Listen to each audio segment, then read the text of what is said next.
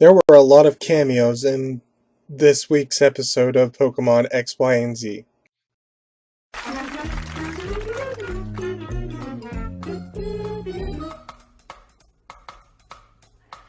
Pokemon! Pokemon!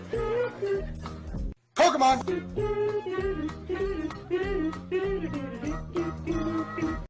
Pokemon! Hello everyone, I'm Dustin Binzel, and welcome to another Pokemon XY&Z anime discussion. Today we're going to talk about the Masterclass opening episode, the first half of Masterclass. So let's just jump right into it. So basically, the summary is basically Serena arrives in the Masterclass opening. It's like some sort of castle-looking, palace-looking place.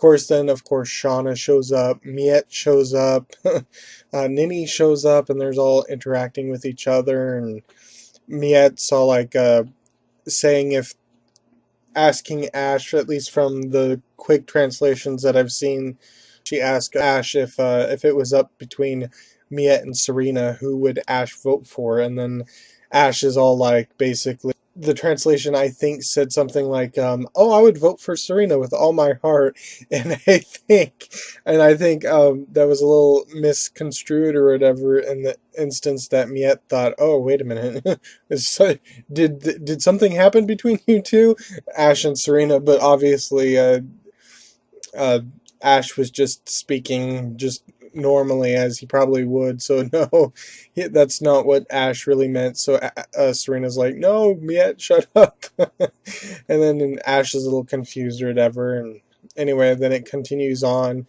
with Jessie showing up with Gurgeist, Wobbuffet, Meowth, and James, and she apparently made it into the master class, even though we didn't see why she got her 2 keys. The thing is, we didn't even see her with the 3 keys. The only key that we know is that crown-looking key that she got in the Curryway Pokemon Showcase. So anyway, it goes to the opening credits or whatever, and then it cuts into Serena talking with Grace, and this is interesting because it looks like Grace is at home, right? You know, she's talking with she's talking with Fletchling. Well, not talking towards or with Fletchling, but Fletchling's next to her while she's talking to Serena. You know, and I think Fletchling does make some noise or whatever, indicating that it's cheering Serena on or something like that. Serena is extremely grateful. Grace says something or whatever, and then it just cuts to another day, because this night scene obviously happened. So it cuts to the new day. Serena's with her Pokemon. Pancham does have a role in these particular episodes, so it looks like my worry was a little unfounded. I was really upset that Pancham was not in the VA list or whatever for both of these episodes, but it does seem like Pancham is in here, and the VA list must have just not been completely adding Pancham, because there was already so many actors and actresses. My only issue with that idea, however, is how Sylveon, Nymphia, gets precedence over Pancham, but you know, it's whatever. So then, of course, we see Shauna with her Ivysaur with the chocolate cake on there. And, of course, we move on to Nini with her Smoochum putting lipstick on. And then, of course, it cuts to Serena again. And then Jessie with her, I don't know what outfit that is, but Meowth is dressed up like a jester or a clown. So then, of course, we see Palermo or Yashio in the little box, and then the opening begins, and then Pierre comes down and introduces himself or whatever. Oh wait, no, okay, I wasn't sure, but before Pierre comes in to introduce himself or whatever, we actually see Grace. At first I was like, who's that person? You know, I was like, but wait a minute, Grace was talking to Serena on the video phone or whatever it was in their house, because Fletchling was there. And of course there's another scene later that I will clarify the situation. So I was really confused because it showed Ash and company, and then it showed this woman character. I was like, what? isn't that Grace? I was like, but no, we just saw Grace at home. What? Grace made a surprise appearance and actually showed up in person. And I say this again because I bring this back to what I said just a moment ago with Grace talking to her daughter on the phone or whatever. I think what said was that Grace would have liked to be there but couldn't make it, but then all of a sudden Grace actually shows up or whatever. And I'm really hoping that whatever happens next week, Grace will actually be there for her daughter and surprise her that she was there the whole time. You know, like if Serena fails or something, Grace can be there for support or something like that. You know, saying that Serena did her best. She got as far as she did. She should be proud of that and that she's proud of Serena or something like that. Or that if Serena does win and beat Arya or whatever, Grace could be there for her daughter in that instance too or whatever. So then Pierre comes out and introduces himself. And then, of course, let's see. No, okay, not quite yet. So then, of course, we cut to Serena in a box with her princess keys. And, of course, as she is turning the keys or whatever, she's just remembering all of her struggles and problems with uh, performing in contests or whatever. There's the whole Finnegan tripping on the ribbon. You know, there's the whole trying to find Evie. There's the whole Evie falling down, and then of course there's the final one with Sylveon. Of course, then all of them are turned into the keyhole, and then of course Serena walks out with a whole bunch of other characters that we've seen.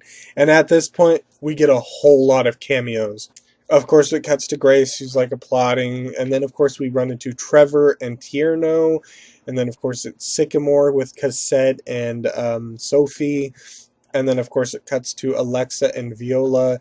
And I'm not going to be able to show you the image when it first starts with the Corinna, Gherkin, and Lucario image or whatever, but at this particular moment I will show you the later one when Serena does something, and of course it cuts to the cameos at that point. So that's the image you'll see at this particular moment because I couldn't get the Karina showing up at this particular point. But then we go into one of the most shocking cameos of all of them, and of course that is Ash's Gudra. You know, I wasn't really expecting it, and when I looked up the Twitter, you know, KG Prestige's Twitter account or whatever, just saying what was going on, you know, maybe get a little bit of feel of how the episode turned out before I watched it or something like that. And then of course what happened was I just saw the image of and at first I was a little skeptical of it because it just came out of like random nowhere, and I just saw this, and it was basically the the guy that was in the wetlands as well. That one guy, I can't remember if he had a name or not. Murphy, possibly. And then, of course, there was this image of Gudra with Florges, Craigsire watching on the screen or whatever, and there was Floette. And at first, I was very skeptical of it because I was like, wait, what? Because I had, like, no understanding what it was. I just saw it, and I was, like, totally caught off guard by it or whatever. So I was like, wait, is this from a future episode? Did we get, like, a future episode preview or something like that? Which is really did, but no, this actually happened in this episode. We actually got to see Gudra, and it was really nice to actually see because well, not only did it like evoke a lot of emotions for me, because it was just amazing to see that Gudra was not forgotten and that Gudra is still acknowledged. So then I checked and everything, and yep, Gudra did actually appear in the episode. So yeah, it was really nice cameo, and I'm really glad they put it in there. I don't know if it means anything or if it's just a cameo or whatever, but my problem with it, and I think a lot of people can see this, is that it's very odd that Ash's Gudra is showing up in a tournament solely based around Serena. Gudra isn't gonna see Ash, except maybe if the camera shows the audience potentially, maybe they'll see Ash that way, and then Gudra could be like excited or something, or whatever the circumstance was, or whatever. And so, yeah, it's very odd. So I don't know if it means anything, but the important thing is to note is that it did actually appear, which is kind of odd. Now, a lot of people will like point out Corinna and be like, "Oh, that doesn't mean anything." Corinna also showed up or whatever. But the thing is, I can't agree with that because the thing is, Sycamore showed up with his assistants, as well did Trevor and Tierno. And the thing about that is Trevor and Tierno are collecting badges. If you're going to argue that Gudra isn't going to appear again and use Corinna as an example, you can't just pick and choose which of the cameos you like to say don't count or do count. And the thing is, Tierno and Trevor collect badges, and at least for Tierno's sake, he's actually going to appear in the league. So you can't exactly say, well, Corinna showed up, so that doesn't mean anything for Ash's Good or whatever. But the thing is, Tierno has been collecting badges. We are going to see the trainers again. We're probably going to see Trevor and Tierno in the Pokemon League. So if you're going to only exclude Ash's Gudra because of Corinna, and you don't think Corinna is going to actually appear again, then you actually need to look at the other cameos that appeared. We've got Sycamore. Sycamore is almost guaranteed to show up again. There's like no possible way that Sycamore is not going to show up again. Especially with all the Mega Evolution stuff and how he is in relation to the Puny-chan plot going on or whatever, he is going to show up. So what you have to do is look at a case-by-case situation and be like, yeah, Trevor and Tierno, they're collecting badges, they're likely to show up again. Sycamore, he's the regional professor, he's likely going to show up again. Alexa or Viola, not entirely sure. Alexa could show up again. It would make sense for Alexa to show up again. Maybe she'll actually appear in the league and do a story on the league. It's always possible. Viola, not entirely sure, but since she's the sister of Alexa, that's probably why she was in here. Ash's Gudra showing up in a cameo in regards to Serena is a little odd, and Corinna, she was the major gym leader of the series, not counting Clement because he's a traveling companion, but Corinna was had a very important role with the X and Y series because of her Mega Evolution role and the concept of Mega Evolution, the fact that she had Mega Evolution. So of course it makes sense that Corinna would possibly show up as well in this particular instance. So anyway, those are the main cameos, and then of course we get Rhyhorn and Fletchling. Grace's Fletchling and Rhyhorn watching Serena on the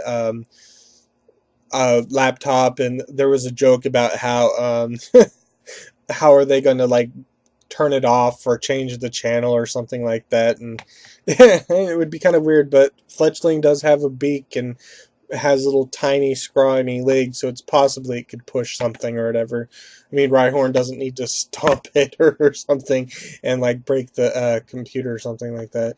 So anyway, then of course we get right back into the tournament where of course Pierre does reveal that Yashio Palermo, I mean, I don't know if it's revealed for the first time or if it was speculation before. I'm not really sure.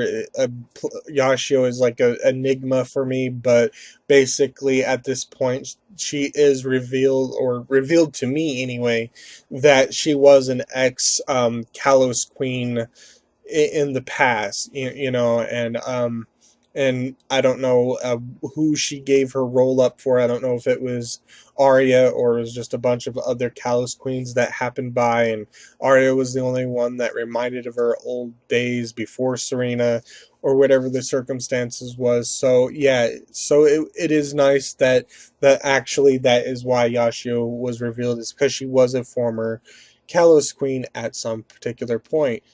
I don't know if ex Kalos Queen implies that Arya took the throne or something like that, or whatever the circumstances was. But yeah, then of course Serena sees Yashio and then of course there's eye contact or whatever and stuff like that. Now, I'm pretty sure I said this before in another video, but I prefer saying Yashio to Palermo. That's why I don't say her English dub name, because Palermo is such an odd name, period. If that's your name, I'm not saying that it's a bad name. It's just an odd name to say, Palermo. It, like, takes a little bit more effort to say Palermo than Yashio. Just saying. Just saying. Um, so then, of course, it cuts back to Pierre or whatever. Wait, hold on, let me check real quick. Okay, yeah. So then it cuts back to Pierre, and of course he introduces the Kalos Queen, the current Kalos Queen, which is Arya. She's with her Del Fox. Everyone's looking in shock. And then, of course, at one particular point, I believe we get Arya actually looking at Serena, and there's like eye contact there or something like that. So that's a really nice touch.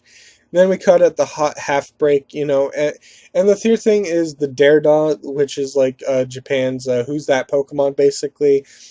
It's Sylveon, but here's the thing, and I don't mean to spoil it right now or whatever, but Sylveon really doesn't have much of a role in this episode. It's mostly just breaks in. I don't mean to spoil it right now, but it's very odd that Sylveon is getting the Daredog. I don't know if it's because Sylveon never had the Daredog before, or the Japanese version of Who's That Pokemon, but yeah, it's very weird that Sylveon is the focus when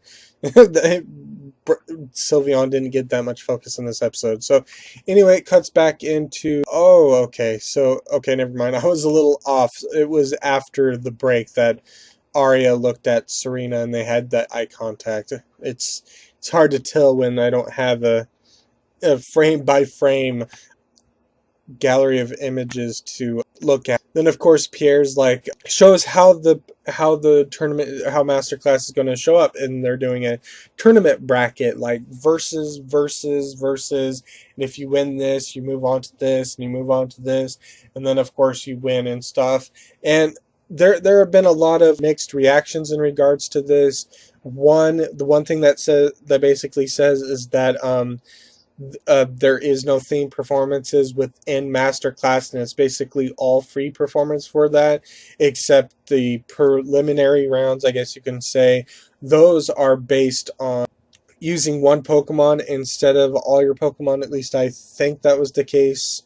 Can't remember any trainer that used more than one, but it was just basically one Pokemon. And people are like, this is how Pokemon showcases should have been, and theme performance should have been excluded. But my personal opinion on this is that I think theme performance were in the episode because it was to show that the potential candidates for Masterclass to become Kalos Queen weren't just about performances, that they could do other things, that they could make great poffins potentially, that they can do nice runways or whatever.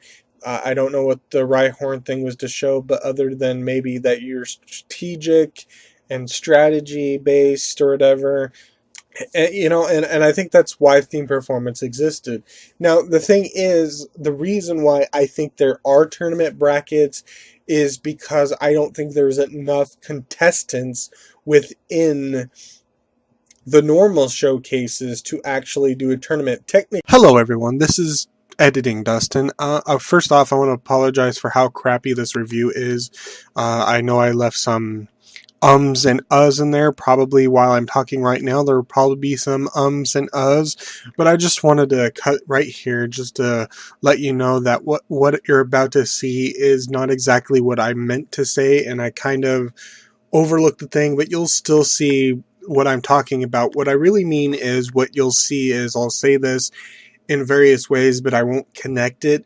The thing is, the reason why I think that the Masterclass has bracket style tournaments rather than normal showcases is because there is a set specific number of princess keys totaling up to 27 contestants, which means of course that they could have a tournament like this. Now, when I said there weren't enough contestants in regular rookie showcases, what I meant to say was that there's too many, or there's not a set amount of them. So a set amount of them, which means, of course, that unfortunately there could be no tournament style bracket.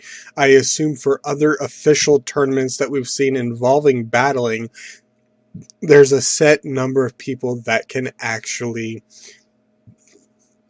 participate in said tournament. So basically, first come, first serve.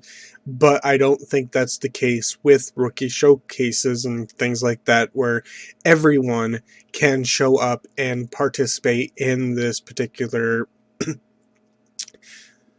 showcase. But since Masterclass has a set number of contestants based on the set number of princess keys, I think it makes absolute sense that they, of course, would have a tournament style bracking as opposed to rookie showcases. So anyway, that's all I have to say about this particular subject. I will go ahead and play what I was saying, and you can kind of get that I was trying to say that, but just not really connecting it all together very well. So hopefully this makes it a lot more sense of what I'm trying to say here. So thank you, and enjoy the rest of the video. There would obviously be less Kalos Queen participants in the tournament, in the master class, than that participated in showcases. But there's like, what, 27? I think there was like 27 participants in Kalos Queen or whatever. And of course, and then of course, that's how many there was. So obviously there was only 27 keys. Each of the girls got 3 keys or something like that, or whatever. So actually there was more than 27 actually. I think there's like, what, yeah, there's like 81 maybe. Hold on. 1, 2, 3. Okay, yeah, there may have been like total of 81 princess keys, so 27 could get their 3 keys or whatever. So yeah, a lot of people were like a little concerned about this, because also some of the people that were in the Fairy Pokemon Showcase, did I say that right? Oh, okay. Frey City, there we go, Frey City. So let's see. Yeah, Frey City. A lot of people were in the Frey City. That was the last Pokemon Showcase. Was there really enough time for there to be other ones? I would assume so. There could have been a couple of Masterclass or whatever. Or maybe they just wanted to reuse because they didn't want to come up with unique designs or something like that, and they wanted to take whatever they have. So yeah, so it is a tournament-based class, and I think they only did this for Masterclass. I mean, we don't necessarily get this for other tournaments except for battle tournaments, so it would make sense that this is more versus each other, while the rookie classes, master class or rookie class for Pokemon showcases, were just about which one seems to be the best choice, and I think that's why they didn't have the tournament brackets in those, while this is the official master class, the big end or whatever, so that's why it is versus basically. So then of course Pierre starts everything, and then of course we cut to the end or back end, where of course Serena's talking with her Pokemon, and there's Miette, and of course that's when of course we get Jessie, Ninny, and of course the Scraggy girl, and of course they go. So Jessie does her performance, her single one Pokemon performance, and of course she does it, and then of course we get a funny moment, and I don't know if I'll be able to show you this or her reaction, well, kind of maybe, but when the spotlight turns off, Jessie's like, what, wait, what, no, don't, what are you doing? No, keep the spotlight on me. But it was because it was her turn was over, and they were doing the other one, so then it was Ninny's turn.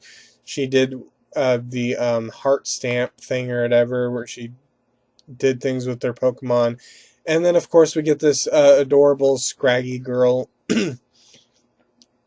This is like This is like the first official appearance of Scraggy, I think, that had more than just a cameo role since Ash's Scraggy. So it was really nice to see.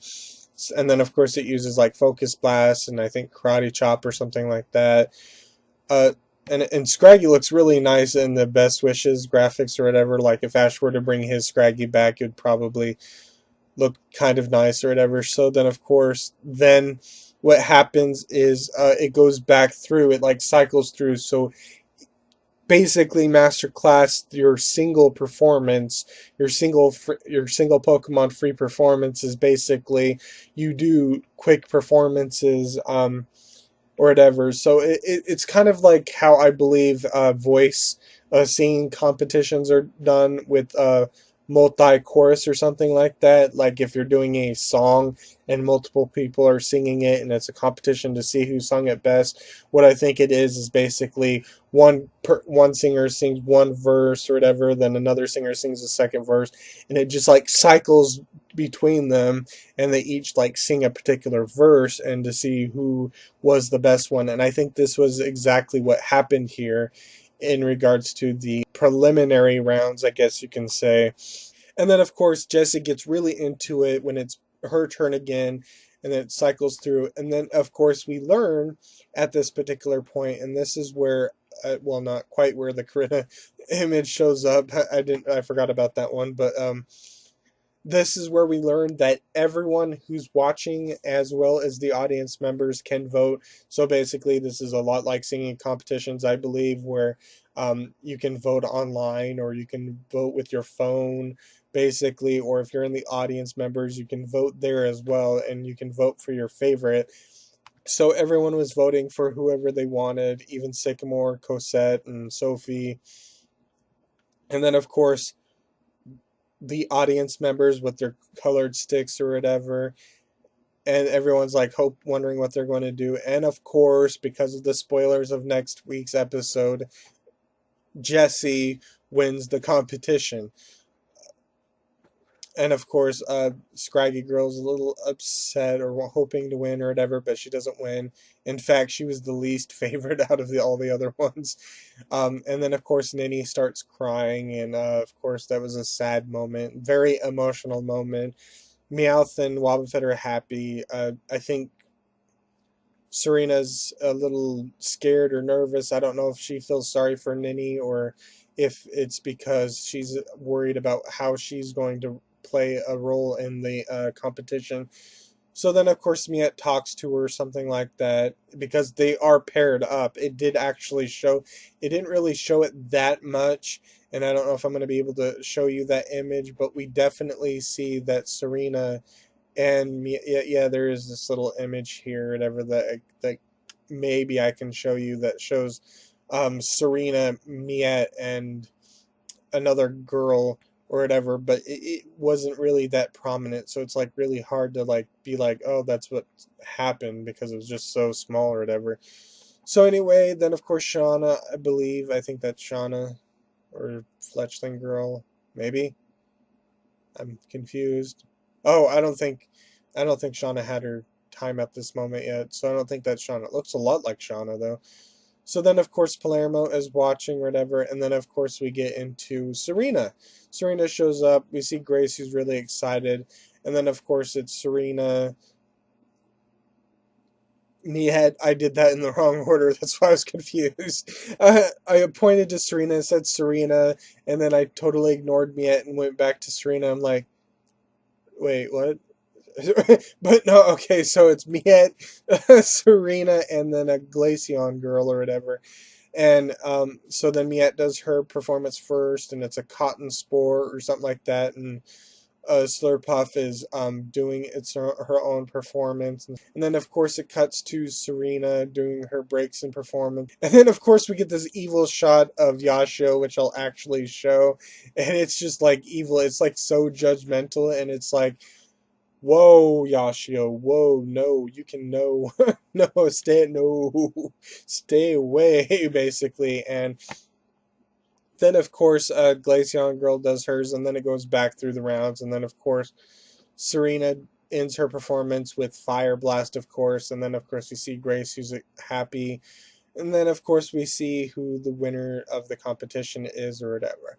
Now, a lot of criticisms have been that, oh, Serena just did the same thing over again, but why is she winning or whatever? But the thing that you have to know is based on the image that I'll show you here of the final product. It actually doesn't look like a lot of people enjoyed Serena's uh, performance. Now, obviously, the thing is, however, in my example for this is, let's say 1,000 people voted. Serena got 450 votes. Miette got 350, and then of course,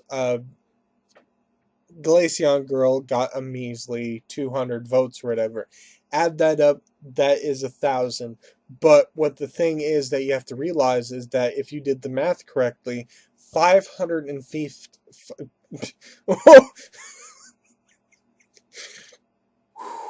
I just love when I make vocal mistakes like that. 550 or whatever I was trying to say there, but 550 people didn't like Serena's competition in my example, and it does look like if you gave Scraggy, or not Scraggy, Glaceon Girls points to Miette, Miette would have beaten Serena just fine. So it's important to realize that even though a majority of the people that voted, well, not a majority, obviously not a majority, but more people, more individual people voted for Serena, a lot more people voted against Serena, basically, is what I'm trying to say here. So whether you think it's plot device or whatever, just know that even though Serena did win, she only won because individually more people voted for her than as a whole. A majority of the people obviously voted for the either Miette or the Glaceon Girl. So of course Serena wins, and of course Miette's like really upset. And then of course we get to a less creepy shot of Yashio with this still judging look on her face, and then of course she returns with to Sylveon and Pancham. Shauna is really excited or whatever. Miette's like really upset or whatever, and then goes in and talks to Serena, and Miette gets really emotional, and then of course Miette as well as Nini are like, Serena, you should do the best that you can and do what you can and beat and become Kalos Queen, basically, is what they're basically saying, taking it to the top, basically. So then, of course, then I believe it is Shauna's turn, and of course, Shauna does win the competition, of course, and then, of course, it cuts back to other scenes, and a lot of people are like, well, this is at a point where there should have been a second episode, and I kind of agree. I do think that the masterclass could have afforded at least 3 episodes, so that way we can actually see a little bit more performances, from like Pancham and Sylveon and stuff or whatever, but I don't know. There is a limited number of episodes before Sun and Moon come out, so they may have not been able to afford another episode. I mean, sure, we'll get episodes with like Leo and Wiggly, or not Wiggly, Audino, episodes with Chestnut and a robot, but they couldn't afford to do a third episode. But it doesn't really matter to me because it's just is what it is. And of course, we also see that a lot of the other performances, definitely Serena gets preferred over the other characters. I mean, in this one shot that I'm probably not going to show you, but if you watch the episode, you'll see one shot of Serena um, after her Pancham performance where it's like near to the top, as well as Shauna or whatever. So yeah, it's kind of interesting that we see all that. And then, of course, we cut to Pierre, who makes the announcement of the 3 final contestants that whoever wins will be up against Arya, of course. And, of course, Bonnie is a little nervous, so is Ash and company. James is a little like, yeah, go, Jesse, go to the top or whatever. And then we see Jesse, of course, and then of course it flashbacks to Shauna, and they're talking about Pokemon showcases from the Pokemon Summer Camp episode where Shauna introduced Pokemon Showcases to Serena, where Serena decided she was going to join in. So then it's basically best friends battling each other, Shauna versus Serena versus Jessie or whatever. And that's basically the end of the episode. Sorry that summary was long, but I had a lot to discuss or whatever. This is just one of those particular episodes that had a lot to say, and so yeah, it was a very nice episode. I think the cameos really hit it home how amazing this episode was. It was definitely beyond my expectations. I definitely was being a whiny little brat basically, and how I felt about the preview and how everything was being handled and stuff, how Pancham was handled, although I guess that was just because the VA list didn't have every single voice actor or actress in it or whatever, although Pancham's vocal role within the episode was very minor. So then, of course, that's that particular episode, and like I said, it was a great episode. The cameos were also really great to see and stuff, and it was just amazing to see or whatever. So that's basically what I say. I think it was a good starter. It was definitely. I don't personally think it was just another Pokemon showcase. I really do think this feels like a more important Pokemon showcase with the way that it was presented, but that's just me. So anyway, yeah, that's all I can say about this particular episode, and there's not a lot that I can say about next week's episode, because basically all the preview had was of Serena's was of just Serena's performance. But let's talk about that, of course. And as I've said before, it basically the summary is Serena's battling against Jessie, um, and Shauna, and of course she's doing her best. But when she's trying to end her performance, something happens to her. So basically, the preview just basically of next week's episode starts with Serena, and it looks like probably the final showcase we see Sylveon, Pancham, and breaks in. And it cuts up to her, and then she's like really happy, and then she does, and then it shows Arya doing a little pirouette dancing or whatever, and then of course then it shows her with Vivian and stuff or whatever, and then of course we see Serena with her Pokemon Pancham, Sylveon, and breaks in doing a fiery dance, and then of course Serena flies in the air with Pancham, breaks in, and herself. Sorry. I don't know why I said that weirdly, and like Serena was her own separate entity outside. So yeah, we see Serena flying up in the air with Pancham, Braixen, and Serena. Wait a minute, I just said that. That was redundant. But yeah, so then we see her flying with Braixen and Pancham flying in the air.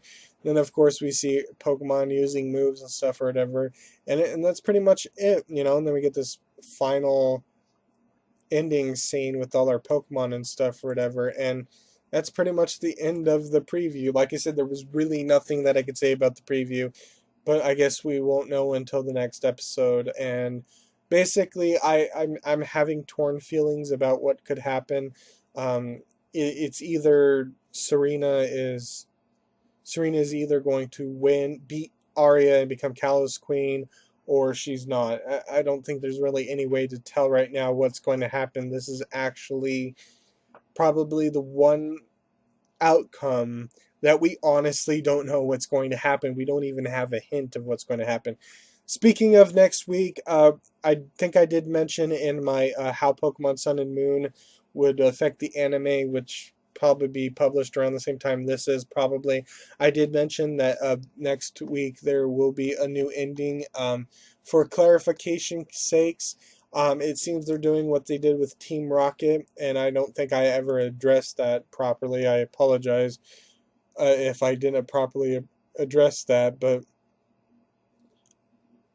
it does seem that one time ending like the Team Rocket episode and Team Rocket versus Team Flare, I initially thought that the Bonnie song, and I don't know why I thought this, but I thought the Bonnie song was going to be replaced with the Team Rocket theme ending or whatever, but as it turned out, it was just a one-time thing, and I found out later, but I never made an announcement or whatever, so I apologize if you thought the ending was going to be changed completely from my how Sun and Moon would reflect it, but with the new ending theme apparently is only for March 24th, as far as I know.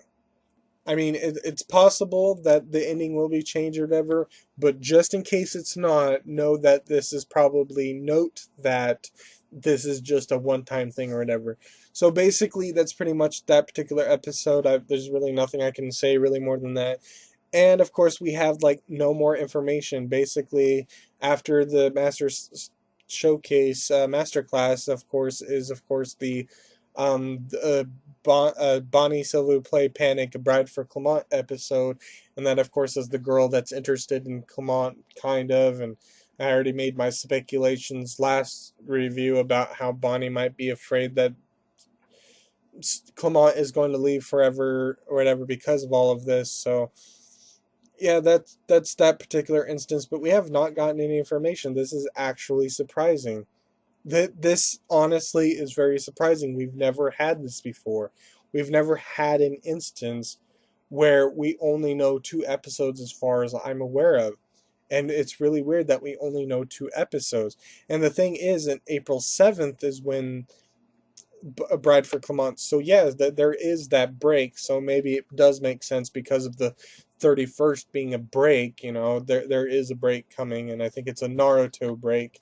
So there is a break there on the 31st. So maybe that's why, because that would count for one of the other episodes. So that'd be like 3 episodes in advance, and that would make sense. So maybe we have to wait until like next week, potentially the 24th or whatever, before we'll get April 14th's episode title or whatever. But I'm thinking we're gonna get a lot of data broadcast Pokemon in the future, so we have definite speculation stuff to go there or whatever. I'm probably going to anticipate and probably, um, let's see, what is it? I'm probably going to anticipate and resent if we get Phantup as a data broadcast Pokemon, because there's probably going to be a high probability that it's not going to be Ash capturing Phantup, that's for sure. So, anyway, I think that's all I can say. There's really not a whole lot I can say at this particular moment in time. If there's any information that comes out after I record this particular video, either I'll make another video about it, or it's going to wait until the review for the second masterclass episode with whatever's going to happen. That, or if we get a whole bunch of information at once, then there will probably be something there.